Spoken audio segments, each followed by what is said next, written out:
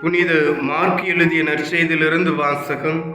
அதிகாரம் 6, இறை வார்த்தைகள் 14 முதல் 29 முடிய. அக்காலத்தில் இயேசுவின் பெயர் எங்கும் பரவியது. ஏரோது அரசனும் அவரை பற்றி கேள்வியுற்றான். சிலர், இறந்த திருமுழுக்கு யோவான் உயிருடன் எழுப்பப்பட்டு விட்டார், இதனால்தான் இந்த வல்ல செயல்கள் இவரால் ஆற்றப்படுகின்றன என்றனர். வேறு சிலர், இவர் எலியா என்றனர். மற்றும் சிலர், ஏனைய இறைவாக்கினர் போல் இவரும் ஓர் இறைவாக்கினரே என்றனர். இதை கேட்ட ஏரோது, இவர் யோவானே, அவர் தலையை நான் வெட்டச் செய்தேன், ஆனால் அவர் உயிருடன் எழுப்பப்பட்டு விட்டார் என்று கூறினான். இதே ஏரோது தன் சகோதரான பிலிப்பின் மனைவி ஏரோதியாவை மனைவியாக்கிக் கொண்டிருந்தான். அவள் பொருட்டு ஆள் அனுப்பி யோவானை பிடித்து கட்டி சிறையில் அடைத்திருந்தான். ஏனெனில் யோவான் ஏரோதிடம், உம் சகோதரன் மனைவியை நீர் வைத்திருப்பது முறையல்ல என்று சொல்லி வந்தார். அப்போது ஏரோதியா அவர் மீது காழ்ப்புணர்வு கொண்டு அவரை கொலை செய்ய விரும்பினாள். ஆனால் அவளால் இயலவில்லை.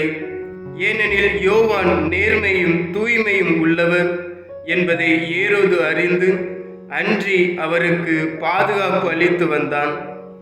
அவர் சொல்லை கேட்டு மிக குழப்பமுற்ற போதிலும் அவருக்கு மனமுவந்து செவி சாய்த்தான். ஒரு நாள் ஏரோதியாவுக்கு நல்ல வாய்ப்பு ஒன்று கிடைத்தது.